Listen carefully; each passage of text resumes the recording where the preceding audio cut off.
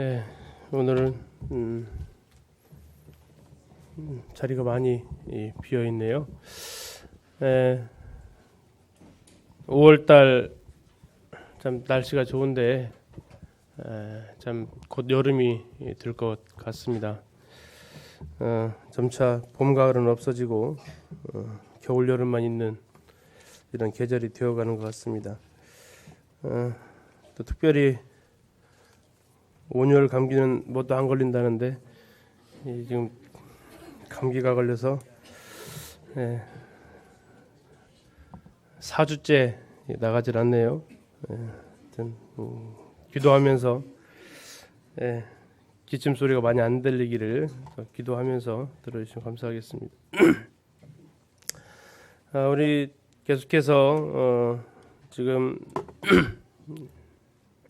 소아시아 7교회를 통해서 하나님께서 우리에게 회복되어져야 될 부분들을 살펴보고 있습니다. 지금 우리가 이제 살펴보고 있는 교회는 바로 에베소 교회가 되겠고요. 앞으로 서머나, 또 버가모, 두아디라, 사대, 빌라델피아, 라오디게아 교회를 통해서 성령이 교회들에게 하시는 말씀, 정말 간절하면서도 준엄하면서도 무서우면서도 애잔한 그 성령의 음성을 우리가 듣고 여기에서 우리가 돌이키고 하나님 앞에 회복되어지기를 기도를 합니다. 에베소 아마 오늘이 마지막 시간이 될 것 같은데요. 다시 정리를 좀 하면 에베소는 당시 로마 제국의 네 번째로 큰 항구 도시였습니다. 항구 도시였기 때문에 무역이 상당히 성했던 도시였고 또 특별히 그곳에서는 아데미신 무역이 이제 쇠퇴해가면서 쇠퇴하게 된 이유는 항구 도시였는데 투작물이 자꾸 쌓이면서 항구의 기능을 잃어버리게 됩니다. 그래서 그곳이 이제 그 무역의 대체로 바로 이 종교가 중심지가 되어서 세계 7대 불가사의에 있던 아데미 신전이 있는 이러한 곳이 됩니다. 그리고 이 아데미 축제가 매년 5월에 열리는데 그곳에서 디모데가 그들의 죄악됨을 책망하다가 성난 군중에 의해서 순교를 당하는 곳이 이 에베소 교회였습니다. 에베소 교회는 많은 하나님의 일꾼들이 섬겼던 교회고요. 그렇기 때문에 성경에 또 많이 등장하는 이런 모습을 볼 수 있습니다. 아굴라와 브리스길라 바울에 의해서 개척이 되었고 그 이후에 아볼로 또 바울 디모데 사도 요한 말씀을 전했던 교회였고요.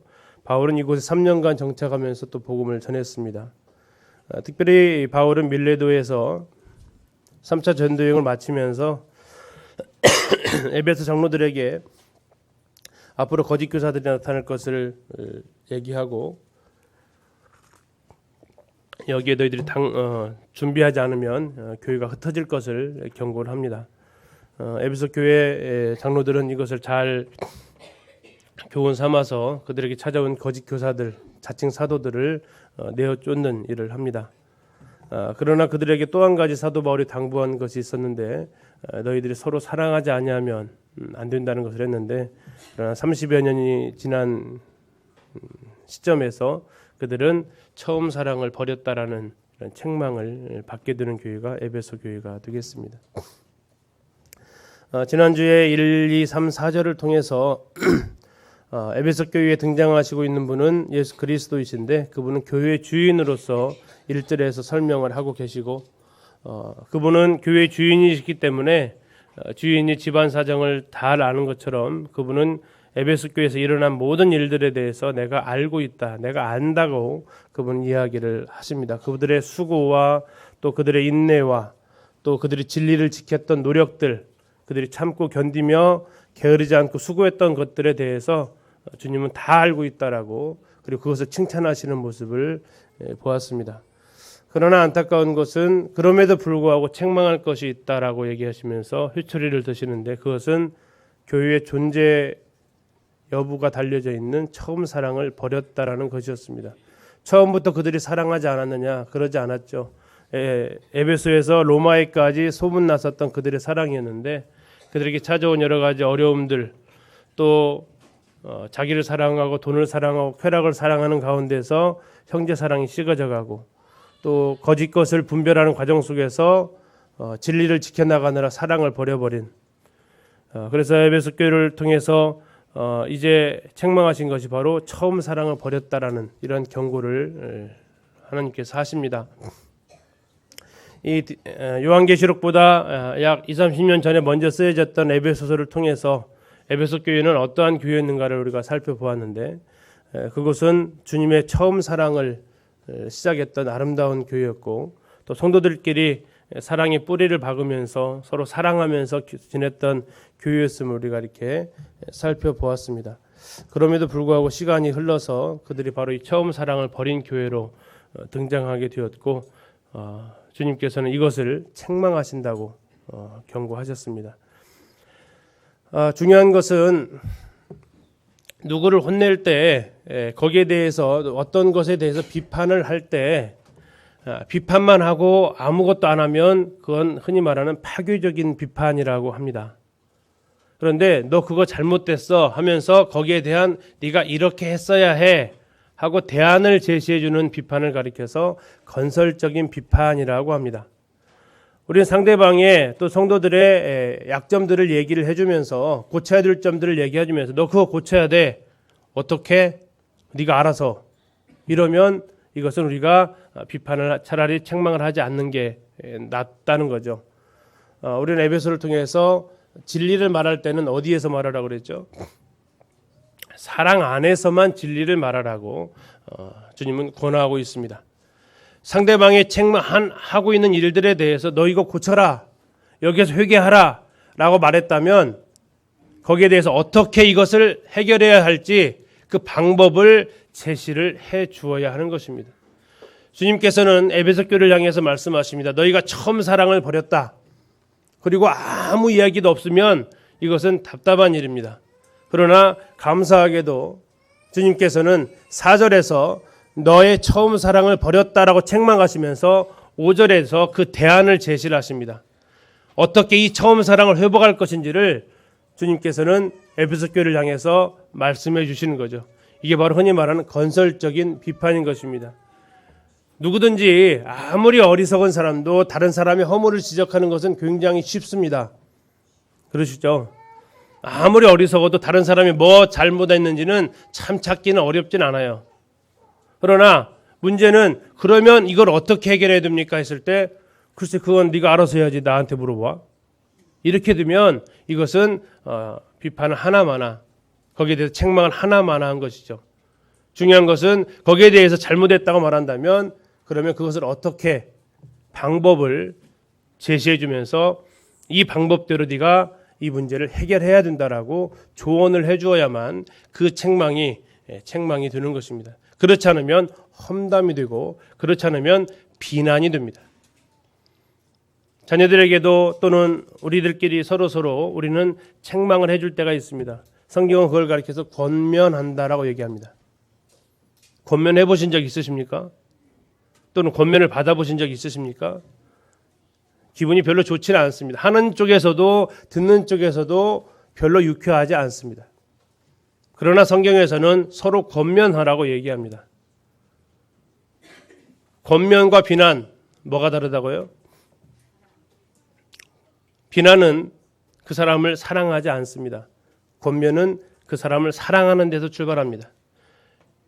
비난은 그 사람의 행동, 잘못한 행동에 집중한다면 권면은 그 사람이 잘 되는 것에 집중을 합니다. 비난은 그 사람의 행동에 대해서 책망하고 아무것도 하지 않지만 권면은 그 사람에 대해서 책망하고 그 사람이 그것을 돌이킬 수 있도록 돕습니다. 그리고 그 방법을 제시합니다. 성경에서는 항상 그렇게 권면하고 있습니다. 꾸짖는 것으로 끝나지 않습니다. 비난하는 것으로 끝나지 않습니다. 비판으로 끝나지 않습니다. 그러면 그것을 어떻게 해야 될지에 대해서 성경은 말해주고 있고 또한 우리도 동일하게 거기에 대한 대안을 가지고 우리가 누구에게든 말을 해야 할 것입니다. 요한계시록 2장 5절에 이렇게 말씀하십니다. 같이 한번 읽어보겠습니다. 시작.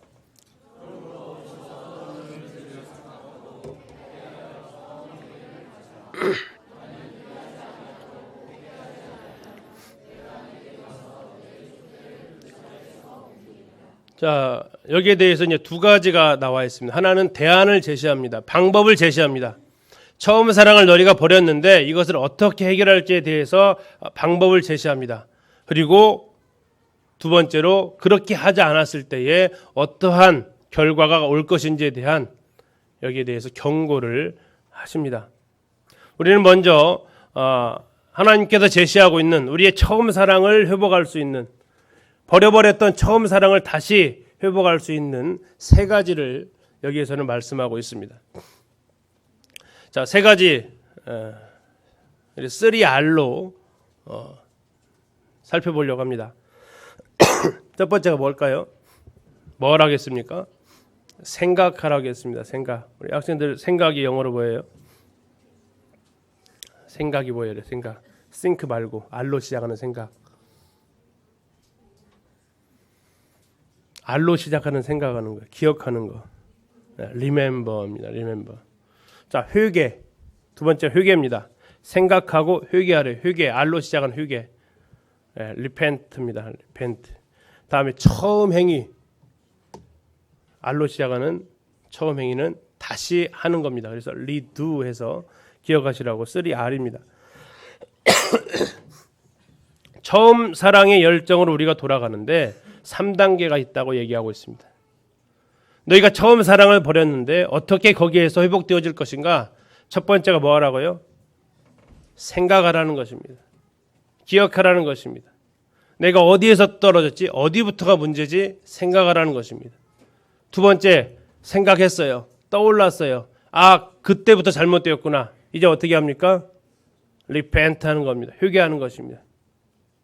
내가 떨어졌던 그곳에서 돌이키는 것입니다. 세 번째는 무엇입니까? 처음에 했던 행위를 다시 하는 것입니다. 첫사랑으로 했던 그 행동들을 다시 하는 것입니다. 다시 한번 살펴보겠습니다. 첫 번째, 처음 사랑을 우리가 회복하기 위해서 해야 될 것은 생각하는 것입니다. 생각을 하는데 무슨 생각을 하라고 했냐면 어디에서 떨어졌는지, 내가 왜 이렇게 주님을 향한 사랑이 식어져 버렸고 내가 왜 이렇게 성도들을 향한 사랑이 식어져 버렸는지, 우리는 그 시점을, 우리는 그 상황을 생각해 봐야 합니다. 그것이 하나님께로부터 온 것인지 사단의 전략에 말려든 것인지, 언제부터 내가 주님을 향한 그 사랑이, 언제부터 내가 예배 시간에 내 마음이 그렇게 건조해졌고 언제부터 성도들을 만나는 것이 불편해졌고 했던지를 우리는 생각해야 합니다. 성경은 이것을 가리켜서 떨어졌다라고 얘기합니다. 어디에서 떨어졌는지, 어디에서 실족했는지 우리는 떠올려야 합니다. 그리고 중요한 것은 그것을 알 때까지는 계속해서 생각을 하라고 얘기하고 있습니다. 이 생각을 하는 이 의미에는 그것을 알아낼 때까지 그 생각하는 것을 멈추지 말라라는 것입니다. 지속적으로 내 처음 사랑이 어디서 실족해 버렸는지, 주님을 향한 사랑과 성도들을 향한 사랑이 어디서부터 식어져 버렸는지 그 시점을 반드시 찾아내야 한다는 것입니다. 마치 병의 뿌리를 캐내는 것입니다. 그 출발점을 찾아내지 않으면 우리는 아무리 여기에 대해서 돌이키려고 해도 돌이켜지지 않는 것입니다. 주님을 향한 사랑이 어디에서부터 내 마음에 식어졌나요? 내가 기도를 했는데 주님이 기도를 응답을 안 해주시는 그 순간부터 그랬나요? 아니면 어느 순간 내가 말씀을 읽지 않았더니 그 순간부터 주님과의 관계가 어색해졌나요? 그 처음 지점을 우리는 생각해야 됩니다. 아니, 한편으로 우리에게 더 조심스러운 것은 그 처음 사랑이 있었는가를 또 생각을 해봐야 합니다. 처음 사랑이 없었을 수도 있습니다. 주님과의 관계가 맺어지지 않고 그냥 부모에 의해서, 남편에 의해서, 아내에 의해서 교회에 나왔다가 어느 순간 그냥 구원받았다고 얘기하고 그냥 침례받고 형제로 자매로 영접되었는지, 혹 그러지는 않았는지, 주님과의 만난 처음 사랑 자체가 없고 그냥 교회 생활을 해오지는 않았는지, 이분들에게 있어서는 처음 사랑을 생각하는 게 아니라 처음 사랑을 가지는 것이 중요하겠죠. 그러나 내가 확실히 구원받고 하나님의 은혜로 거듭났다면 그때에 내가 거듭날 때에 하나님을 향해서 가졌던 그 감사와 하나님을 향해서 가졌던 그 찬양, 하나님을 가졌던 그 아름다운 마음들이 내가 언제부터 이렇게 식어져 버렸는지 우리는 여기에 대해서 계속해서 생각해야 합니다. 생각하기에 가장 좋은 방법 중에 하나가 우리는 매주 만찬을 대하고 있습니다. 그 매주 만찬을 대하는 그 자리에 만찬상이 떡과 잔이 바라보이는 그 자리에 앉으십시오. 거기서부터 출발하십시오. 내 마음에 아직 주님을 향한 처음 사랑 회복이 안 되어지셨다면 떡과 잔이 보이는 바로 그 자리까지 나오셔서 저 뒤에 앉지 마십시오. 많은 성도들의 처음 사랑이 떨어지는 증상 중에 하나가 뒷자리를 선호하기 시작한다는 것입니다. 뒷자리에 계신 분 정죄하는 거 아닙니다. 네. 여러 상황 때문에 뒤에 앉을 수도 있어요. 그러나 중요한 것은 내가 예배드릴 때 떡과 잔을 바라볼 수 있는 그 위치에 내가 앉으셔서 주님, 제가 제 마음이 도대체 왜 이렇게 되었습니까? 주님, 왜 제 마음이 이렇게 얼음장같이 차가워졌나요? 왜 주님의 십자가를 생각하면서도 내 마음에 아무런 감사가 나오지 않나요? 생각이 되어질 때까지 떡과 잔을 뚫어져라 바라보십시오.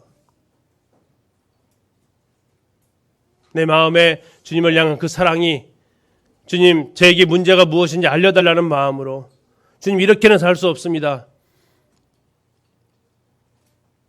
정말 뭐가 뭐 쳐다보듯이 이렇게 그냥 무미건조하게 일요일이니까 나와서 예배 시간에 앉아있고 그냥 말씀 시간에 앉아있고 우두커니 앉아있고 딴 생각하다 앉아있다가 그냥 밥만 먹고 가고 아니면 성도들과 앉아서 밥 먹는 것도 불편해서 그냥 가고 이런 생활 제가 언제까지 해야 됩니까? 라고 이런 종교생활 내가 더 이상 할 수 없다라고 하나님 정말 내가 그 처음 사랑을 회복하고 싶다라고 만찬상 앞에서 형제자매님들 바라보시면서 기도하십시오. 내가 어디서부터 떨어졌는지 성경은 얘기하고 있습니다. 생각하라고. 근데 그 생각하라는 단어의 의미는 알 때까지 계속해서 하라고. 이것을 멈추지 말라고. 내가 첫사랑을 잃어버린, 첫사랑을 버려버린 그 시점이 어딘지, 때로는 성도가 미워서 주님과의 관계까지도 흐트러버린 그것이 처음 주님의 사랑을 잃어버린 그 시점이었다면 주님, 내가 그를 용서할 수 있게 해달라고. 성도들의 말 한마디가 내 마음에 상처가 되어서 그 뒤로부터 교회도 나오기 싫고 주님 앞에 예배드리는 것도 내 마음에 부담이 된다면 주님, 제발 거기에서 저를 회복시켜 달라고. 주님, 그 십자가에서 많은 조롱을 당하시고 주님, 그 십자가에서 온갖 부끄러움을 당하시면서도 저를 위해서 참아주셨듯이 제 마음에 누군가 상처를 주었고 나를 아프게 하고 힘들게 했더라도 주님의 그 십자가 바라보면서 제가 다시 회복되어질 수 있도록 주님이 십자가에서 그 하셨던 주님, 저들을 용서해 주십시오. 저들이 하는 짓을 저희들 알지 못합니다라고 기도하셨던 그 주님처럼 누군가 나에게 그런 아픈 말을 하고 나에게 상처를 주었다면 그래, 그들이 몰라서 그랬겠지. 설마 그들이 나한테 대놓고 했겠어? 아니, 십자가 예수님은 대놓고 했잖아요. 그래, 대놓고 나에게 했더라도 주님, 그 마음으로 내가 주님 회복되어질 수 있도록 우리가 첫사랑이 어디에서부터 문제가 생겼는지를 알 때까지 우리는 생각해야 됩니다. 자, 두 번째 해야 될 일이 뭡니까? 회개하라고 하십니다. 회개하라. 리펜트하라 하십니다. 회개하라는 단어에 쓰여진 의미는 단번에 돌이키라는 것입니다. 어떻게 돌이키라고요? 서서히요. 단번에 돌이키라는 것입니다. 내가 떨어진 그 지점을 알았습니까? 단번에 돌이키십시오. 그렇지 않으면 회복되어지지 않습니다. 주님과의 사랑을 잃어버렸던 그 시점을 알았습니까? 거기에서 단번에 돌이키십시오. 그것이 형제에 대한, 자매에 대한 미움이었습니까? 돌이키십시오. 하나님, 회개하십시오. 하나님이 위에서 죽으신 형제를 제가 미워했습니다. 거기에서 돌이키십시오. 아니면 내 습관적인 죄 때문에 거기에서 내가 주님을 향한 사랑이 식어졌습니까? 고치지 못하는 지속적인 범죄로 인해서 주님을 향한 그 사랑이 식어졌습니까? 거기에 대해서 알면 단번에 돌이키십시오. 서서히 조금씩이 아니라 성경은 말합니다. 단번에 거기서 돌이키라고. 그리고 우리가 기억할 것은 그 다음에 주님의 경고를 기억합니다. 자, 생각하지 않으면 촛대를 옮기시겠다고 했습니까? 회개하지 않으면 옮긴다고 했습니까? 처음 행위를 하지 않으면 옮긴다고 했습니까? 회개하지 않으면 옮긴다고 했습니다. 회개하지 않으면 그 처음 행위가 나올 수도 없고요. 생각하는 이유는 회개하기 위한 것입니다. 주님이 나에게 무엇인가 문제점을 보여주실 때가 있습니다. 그러면 그것이 내 마음에 있으면, 혹 지금 그런 생각이 떠오르시면 여기에 대해서 단번에 돌이켜야 합니다. 주님 내일 할게요. 내일 만나서 사과할게요. 하지 마시고 오늘 올라가시는 과정에 만나면 찾아가서 화해하십시오. 그게 내가 살 길입니다. 그게 내가 살 수 있는 길이라고 성경은 이야기하고 있습니다. 떨어졌던 그곳에서 단번에 돌이키라고 하십니다. 세 번째 할 것이 처음 행위를 가지는 것입니다. 주님을 만나서 했던 그 사랑을 다시 하는 것입니다. 사랑은 명사입니까? 동사입니까? 사랑은 동사라고 합니다. 사랑은 행동하는 것입니다. 사랑은 행위입니다. 사랑은 감정이 아니라 사랑은 헌신입니다. 우리가 누군가를 사랑하면 사랑한다는 말로는 물론 표현을 하겠지만 그 말로 끝나는 게 아니라 그것을 우리는 삶으로 보여주는 것입니다. 성경은 이야기하고 있습니다. 처음 행위를 가지라고, 처음 마음을 가지라고 하지 않았습니다. 처음 행위를 가지라고. 로마서 12장 1절에 우리가 하나님 앞에 드릴 영적 예배가 뭐라고 했습니까? 몸으로 드립니까? 마음으로 드립니까? 마음으로 드립니다. 틀렸죠? 아무 반응도 없으세요. 생각하고 들으십시오. 몸으로 합니까? 마음으로 합니까? 몸으로 합니다. 주님 말씀하십니다. 어디서 떨어졌는지를 생각하고 회개하여 처음 마음을 가지라. 맞나요? 맞습니까? 아닙니다. 처음 행위를 가지라라고 얘기하고 있습니다. 나 당신을 사랑하려고 했어. 이게 아닙니다. 사랑하라는 것입니다. 다시 주님을 만났던 그 감격, 그 순간으로 다시 돌아가서 그때 했던 그 열정으로 주님을 향한 그 사랑을 표현하라는 것입니다. 이게 사랑의 회복입니다. 그래, 내가 어디서 떨어졌는지도 알겠고, 그래, 그 형제가 나한테 잘못한 거 그냥 용서해야지. 아니면 그때 내가 누구한테 잘못한 건 사과해야지 하고 마음만 가지고 끝났다. 아무 일도 일어나지 않습니다. 성경 말씀하십니다. 처음 행위를 가져야 된다고.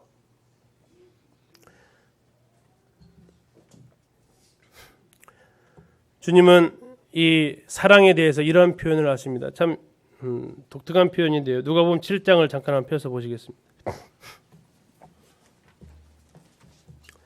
누가복음 7장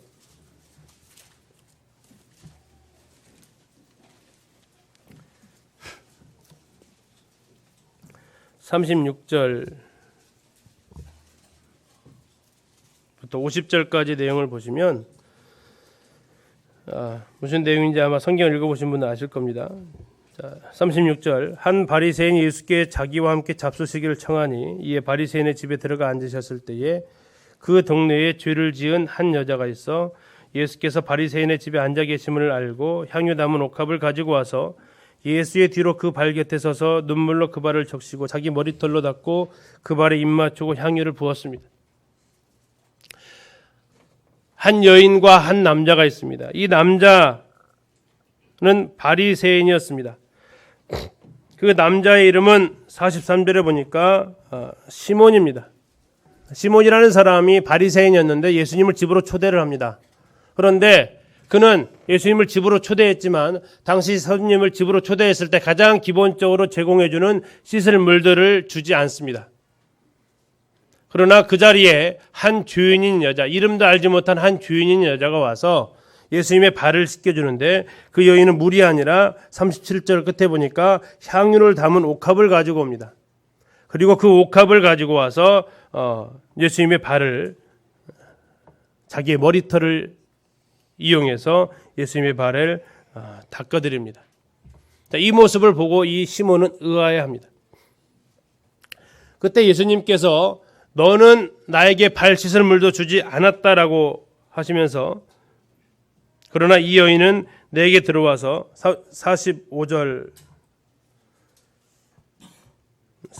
보겠습니다. 그 여자를 돌아보시며 시몬에게 이르시되 이 여자를 보느냐 내가 네 집에 들어올 때 너는 내게 발 씻을 물도 주지 아니하였으되 이 여자는 눈물로 내 발을 적시고 그 머리털로 닦았다라고 얘기하고 있습니다. 이 두 사람이 왜 이렇게 다를까요? 예수님을 집으로 초대해 놓고 발 씻을 물도 드리지도 않았던 하는 사람의 시몬. 그러나 무슨 연고인지는 모르겠지만 예수님이 오셨다는 그 소식을 듣고 정말 자기를 손가락질하고 비방하고 비난하는 바리새인, 그 집에 정말 가기 싫은 그 집에 예수님이 계신다는 그 소식을 듣고 향유를 가져가서 그 발에 붓고 머리털로 발을 씻겼던 이 여인, 왜 이렇게 다를까요? 무엇이 이 두 사람의 행동을 이렇게 다르게 했을까요? 같이 한번 읽어보겠습니다. 47절입니다. 자, 시작.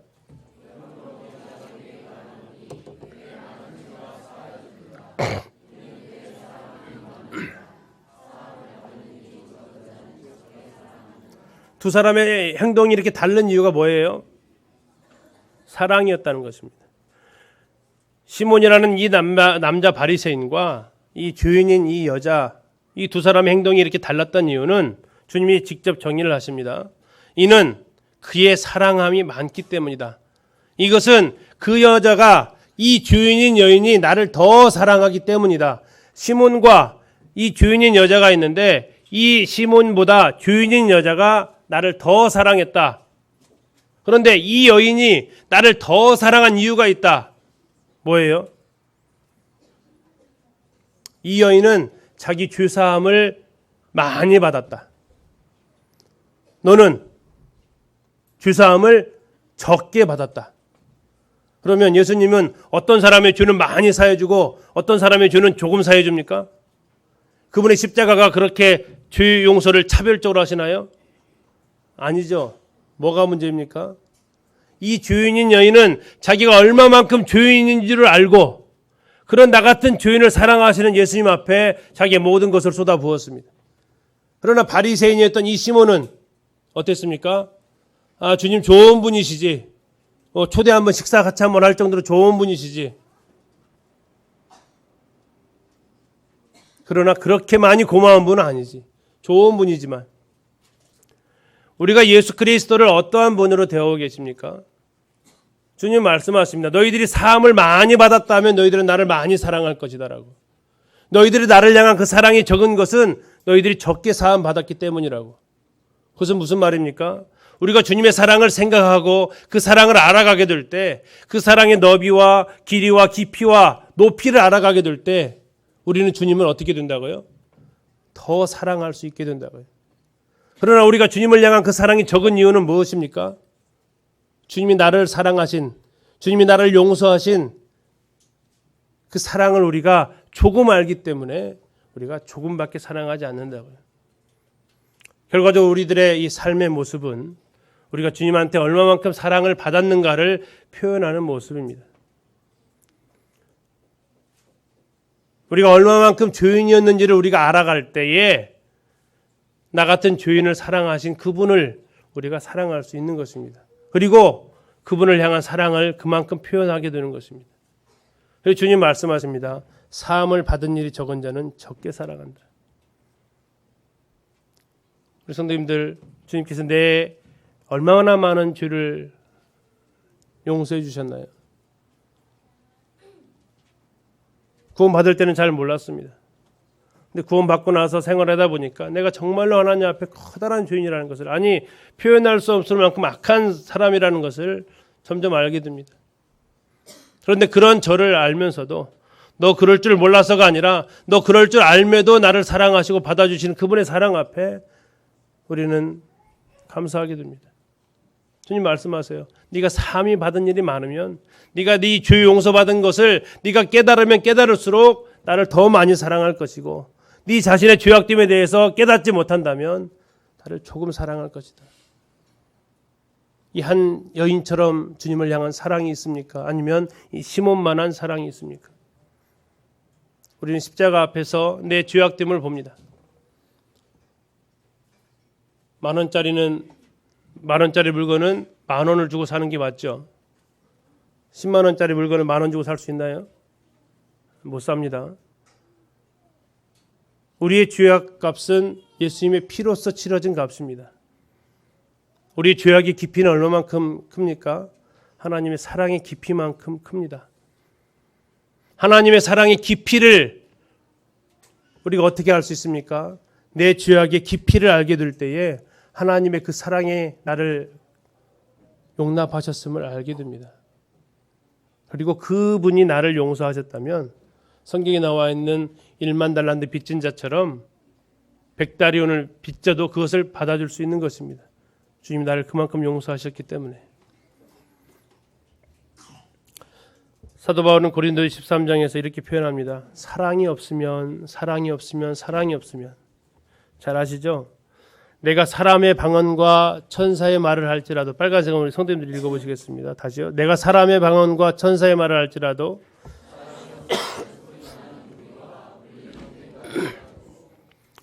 사랑이 없으면 사람의 방언, 천사의 말이 소음이 된다는 것입니다. 소리나는 구리와 울리는 꽹과리가 되어버리는 것입니다. 사랑이 없으면. 내가 여한한 능력이 있어 모든 비밀과 모든 지식을 알고 또 선을 옮길 만한 모든 믿음이 있을지라도 내가 내게 있는 모든 것으로 구제하고 또 내 몸을 불사르게 내줄지라도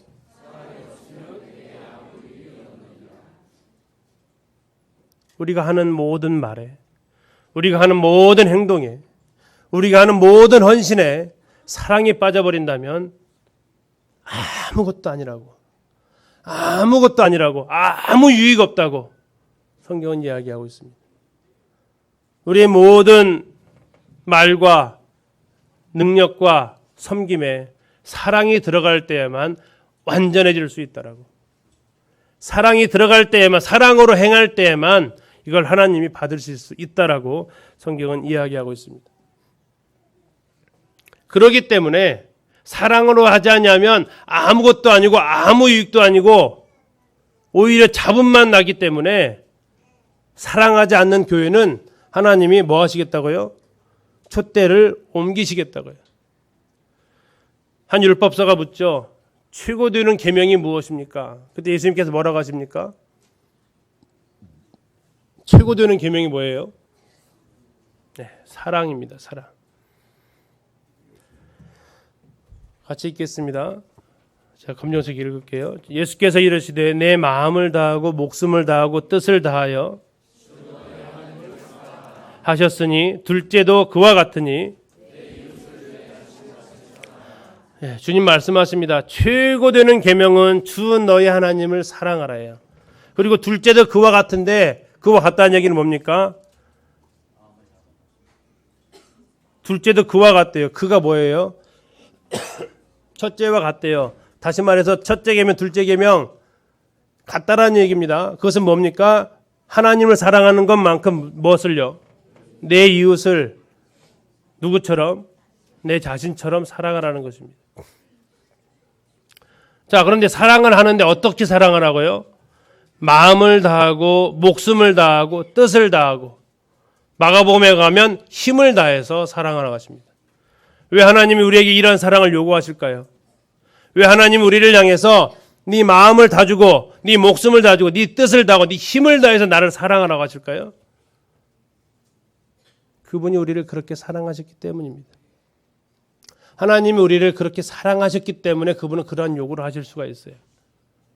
하나님은 우리를 향해서 그분의 온 마음을 다해서 그분의 목숨을 다해서 그분의 뜻을 다하고 힘을 다해서 그분은 우리를 사랑하셨습니다.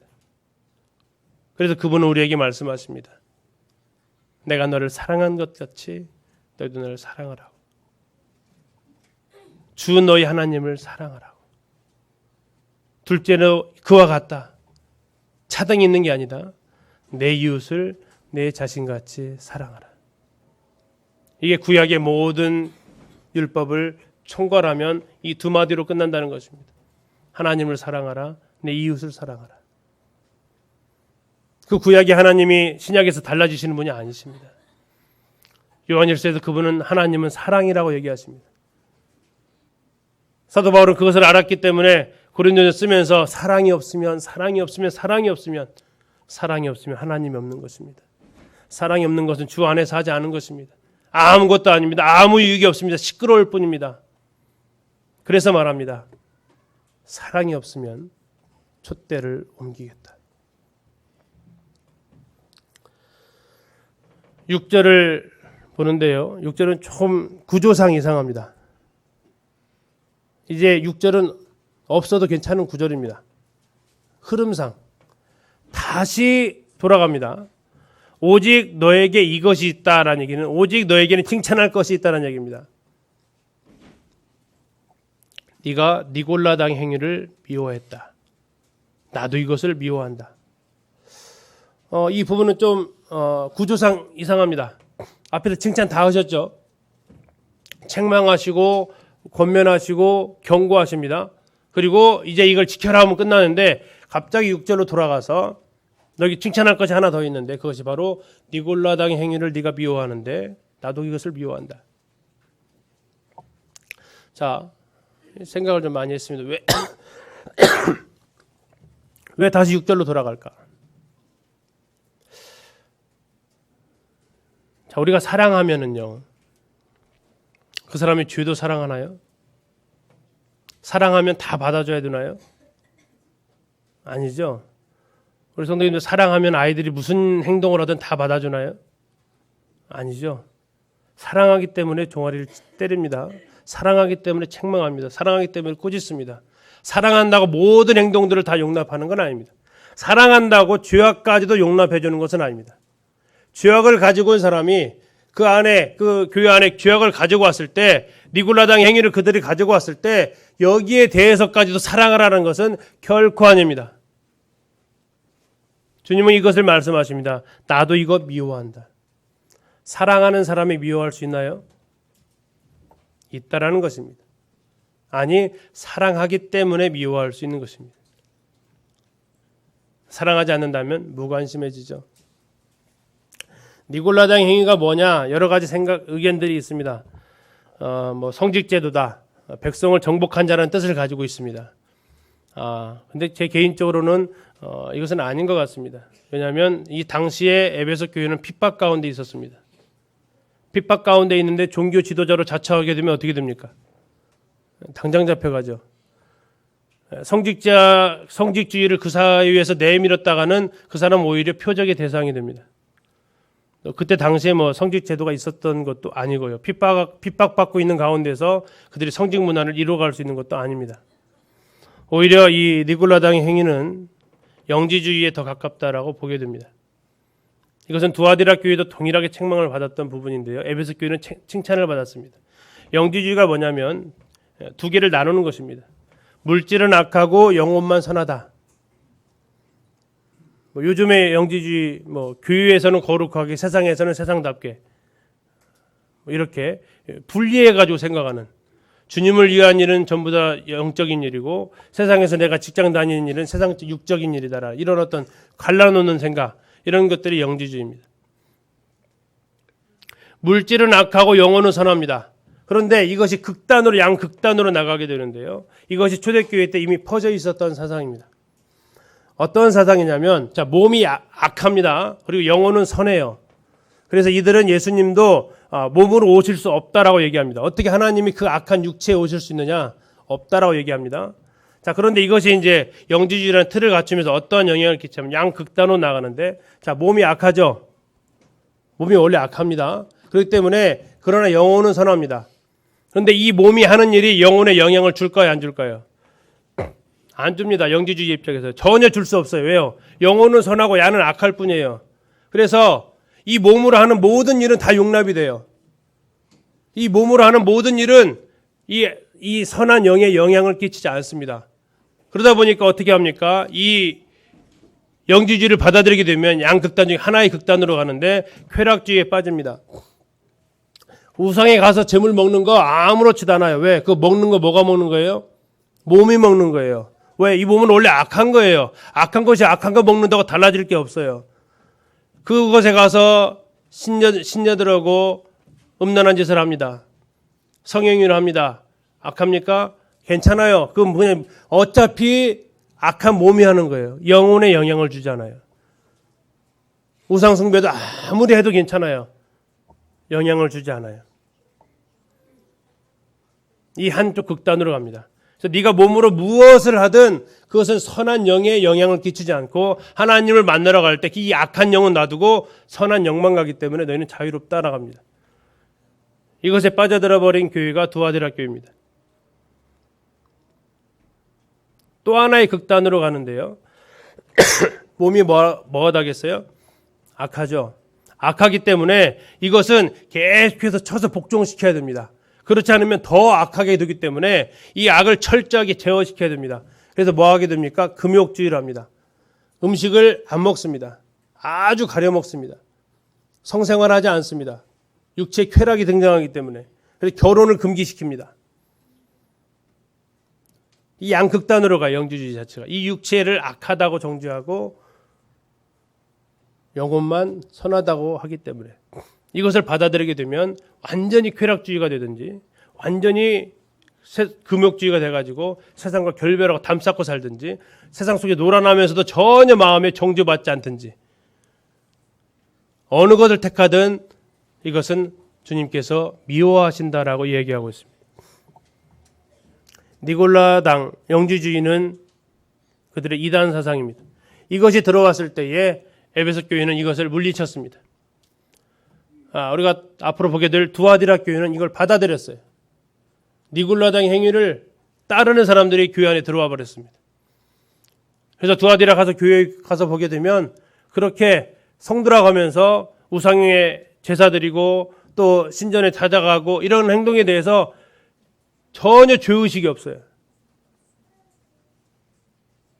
그러나 에베소 교회는 이걸 배격했습니다. 이걸 왜 배격했냐면 이것은 진리가 아니기 때문에. 자, 사랑한다면 모든 걸 받아주는 게 아닙니다. 사랑은 진리 안에서 튼튼해집니다. 그러나 에베소 교회처럼 진리만을 추구하다가 사랑을 놓쳐서는 되지 않습니다. 사랑과 진리는 반드시 균형을 잡아야 되고 요한 3서 3절을 보면 내 자녀들이 진리 안에서 행한다고 하는 것보다 나에게 더 기쁜 것이 없다라고 사도 요한은 또한 이야기하고 있습니다. 우리가 진리 안에서 행하는 것보다 더 기쁜 것이 없습니다. 우리가 사랑 안에서 행하는 것보다 더 중요한 것이 없습니다. 우리의 모든 삶의 기준은 진리여야 하고 우리의 삶의 모든 행동의 뿌리는 사랑이어야 합니다. 주님은 6절을 통해서 너희가 사랑한다고 다 용납해 줄 수 그런 건 아니다라고 얘기합니다. 교회 가운데 죄가 들어오면 나는 그것을 미워한다. 내가 미워하는 그것을 너희도 미워하고 있구나. 잘하고 있다. 사랑해 보셨죠? 사랑해 보면 그 사람이 좋아하는 것을 어떻게 하고 싶어요?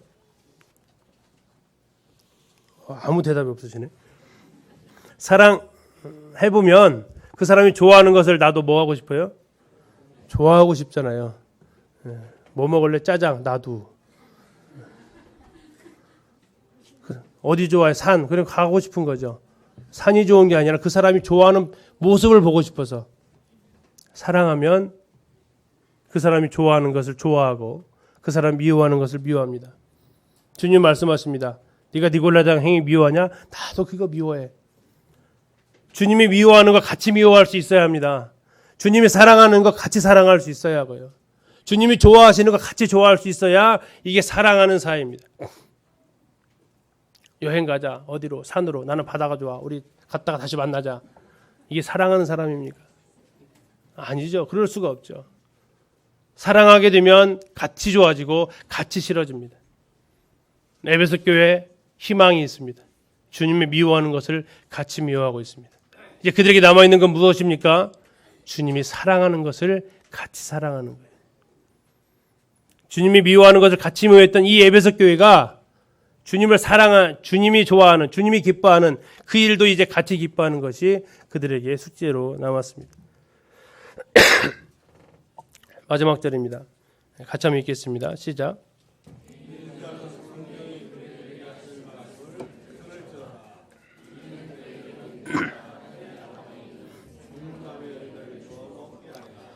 자, 귀 있는 자는 들을지어다라고 했습니다. 귀 없는 분 계세요?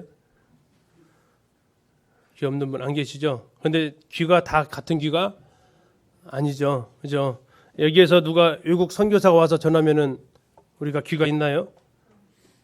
귀는 있는데, 분명히 귀는 있는데 이게 내 귀가 아니죠. 알아듣는 귀가 아니죠. 여기서 귀 있는 자는 무슨 귀입니까? 알아들을 수 있는 귀입니다. 하나님의 말씀이 선포될 때에 우리가 그 말씀을 알아들을 수 있어야 합니다. 하나님의 말씀을 알아들을 수 있어야 됩니다. 근데 똑같은 한국말을 해도 못 알아들을 때도 있죠. 그리고 한국말을 했는데도 안 들을 때도 있습니다.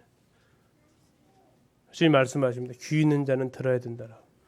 교회들에게 하시는 말씀이라고 하십니다. 에베소 교회가 아닙니다. 에베소 교회를 통해서 말씀하셨지만 결국 이 말씀은 모든 하나님의 교회는 다 이 말씀을 들어야 한다라고 말씀하고 있습니다. 세 번째, 이기는 그에게는 내가 하나님의 낙원에 있는 생명나무 열매를 주어 먹게 하리라 하십니다. 이기는 그, 누가 이기는 자냐? 요한일서에 보니까 성도들이 이기는 자다라고 얘기하고 있습니다. 근데 뭘 이길까요? 자, 이긴다는 얘기는 뭔가 지금 싸웠다는 얘기입니다. 자, 뭘 이겨야 할까요? 에베소 교회가 싸워야 할 것이 뭡니까? 처음 사랑을 버린 것입니다. 처음 사랑을 버린 이것에 대해서 이겨야 한다라고 얘기합니다. 다시 말하면 처음 사랑을 회복한 자를 또한 말하고 있습니다. 에베소 교회를 향해서 책망하셨던 처음 사랑을 버렸던 너, 여기서 이겨낸 사람, 다시 처음 사랑을 회복한 사람을 이야기하고 있습니다. 자, 그들에게 주어지는 축복이 뭐냐면 하나님의 낙원에 있는 생명나무 열매를 주어 먹게 하리라. 이 구절이 이제 보통 흔히 해석하기 상당히 어려워하는 구절 중에 하나죠. 자, 하나님의 낙원, 뭐가 떠오르십니까? 에덴 동산이 떠오릅니다. 하나님의 낙원, 하나님의 동산, 에덴 동산입니다. 자, 거기에 뭐가 있었습니까? 생명나무와 선악을 알게 하는 나무의 열매가 있었습니다. 아담이 뭐 따먹었습니까? 선악을 알게 하는 나무 열매를 따먹었습니다. 그리고 나서 어떻게 되었어요? 에덴 동산에서 추방을 당합니다. 하나님의 동산에 생명나무와 선악과 나무가 있었습니다. 그 두 열매 중에서 안타깝게도 아담과 하와는 선악과의 손을 잡니다. 그리고 그들은 에덴에서 추방당합니다. 그리고 그 에덴 동산은 하나님의 화영검으로 인해서 지켜지게 됩니다. 그리고 이 세상에서 이제 자취를 감춥니다. 자, 생명나무 열매 따먹은 사람이 있나요, 없나요? 단 한 사람도 없습니다. 아무도 그 열매를 따먹지 못했습니다. 그 열매는 어떤 나무였습니까? 어떤 열매였습니까? 하나님과 동행하는 열매였습니다. 하나님의 임재가 있는 나무였고 하나님의 약속에 있는 곳이었고 하나님과의 사귐에 있는 곳에 있었던, 하나님께서 창세기 2장을 보시면 하나님께서 에덴의 동산을 창설하시고 그 사람을 거기에 두셨다라고 얘기하고 있습니다. 그 구절 잠깐 한번 가서 보시겠습니다. 창세기 2장으로 가시겠습니다.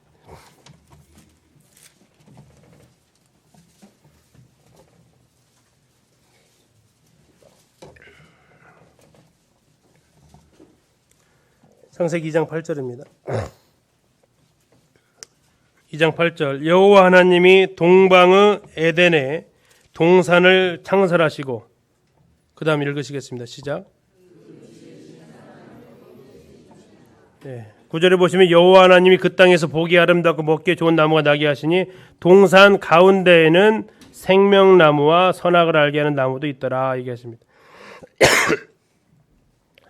자, 이 에덴 동산은 하나님께서 이 두 사람을 위해서 특별히 마련해 두신 동산입니다. 이 온 지구를 창조하셨지만 이 온 지구를 창조하신 그 하나님이 이 두 사람만을 위한 하나의 공간을 만드시는데 그곳이 에덴 동산입니다. 하나님은 6일 동안의 천지를 창조하시고 마지막 내리신 결론이 뭐였습니까? 보시기에 심히 좋았더라 하셨습니다. 보시기에 심히 좋았더라 하셨던 그 하나님이 아담과 이 여인, 아담과 그 하와를 위해서 별도로 하나의 공간을 만들어 놓으십니다. 그곳이 에덴 동산인데요. 얼마나 아름다웠을까요? 하나님이 가장 사랑하는 이 두 사람을 그곳에 두셨어요. 8절에 읽어보신 대로 그 지으신 사람을 거기 두시니, 다시 말하면 그 두 사람을 위한 공간이 에덴 동산이었어요. 그러면 이 온 천지를 그렇게 아름답게 만드신 분이 이 두 사람을 특별히 그곳에 둘 정도면 그곳은 얼마나 아름다웠을까요? 그리고 거기에 온갖 먹을 것을 채우십니다. 9절에 보시니까 여호와 하나님이 그 땅에서 보기 아름답고 먹기에 좋은 나무가 나게 하시고 동산 가운데에 생명나무와 선악을 알게 하는 나무도 있게 합니다. 10절에 보니까 강이 어디서부터 흘러나옵니까? 에덴에서부터 출발합니다. 에덴이 강의 근원이 됩니다. 모든 복의 근원이 여기서부터 출발합니다. 생명의 젖줄이 여기서부터 출발합니다. 모든 것에 가장 좋은 것이 이곳에 있었습니다. 하나님의 동산이고 하나님의 낙원입니다.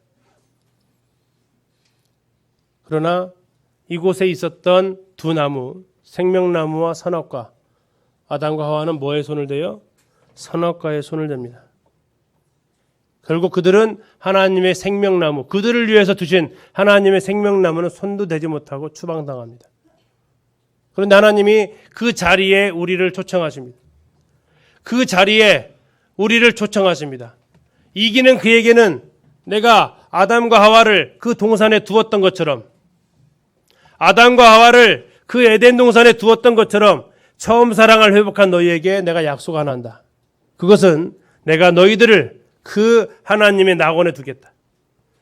아담과 하와를 그 더 아름다운 에덴 동산에 두셨던 것처럼 첫사랑을 회복한, 처음 사랑을 회복한 우리를 하나님은 두시겠다는 것입니다. 그곳에서 두어가지고 뭐하게 하시겠다고요? 아무도 먹어보지 못한, 인간의 타락으로 인해서 하나님의 풍성한 축복을 아무도 경험하지 못했던 이 생명나무 열매를 주어서 드디어 네가 이것을 처음으로 먹어보게 하겠다. 하나님의 깊은 사랑의 관계 속에서, 하나님과의 임재 속에서, 교제 가운데에서의 충만한 교제를 누리게 하시겠다는 약속입니다. 이것은 처음 사랑 회복은요, 그토록 중요한 것이라는 겁니다. 처음 사랑 회복은 교회의 존재 유무를 결정하는 기준이 됩니다. 주님을 향한, 성도들을 향한 처음 사랑을 가지고 있느냐, 이게 촛대를 옮기느냐 마느냐는 기준이 된다는 것이고, 또 하나, 네가 이 처음 사랑을 가지고 있느냐, 나의 그 창설한, 너만을 위해서 창설했던 그곳에 하나님의 임재 가운데 너를 불러서 하나님 뭐 하시겠다고요? 사랑하시겠다는 것입니다. 그 에덴 동산, 그곳에서, 하나님의 낙원에서 우리가 다시 이제 잃어버렸던, 그 죄로 인해서 파괴되어 버렸던 그 사랑의 교제를 다시 너희가 경험케 될 것이다. 처음 사랑을 회복한 여러분들은 주님 안에서의 이곳이 천국이구나, 이것이 정말로 하나님 임재 가운데 있구나라는 것을 경험케 되실 것입니다. 이 시간 찬양을 같이 한 곡 드리겠습니다. 그 악보를 보시고요. 이게 지금 반주가 될런가 모르겠어요. 악보가 없어서.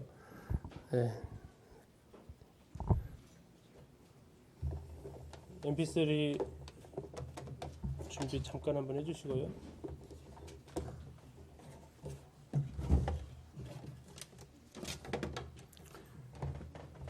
네, 아직 실행시 마시고,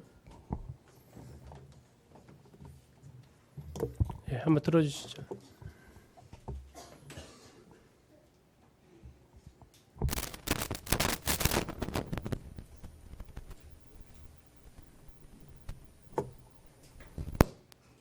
됐나요?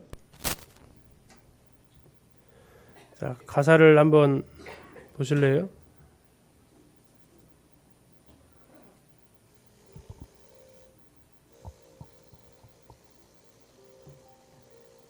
소리 좀 더 키워주시면.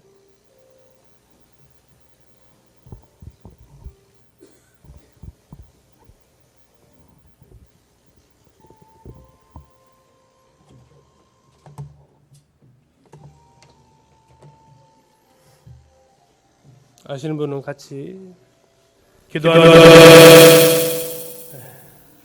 신령인 것 같아요.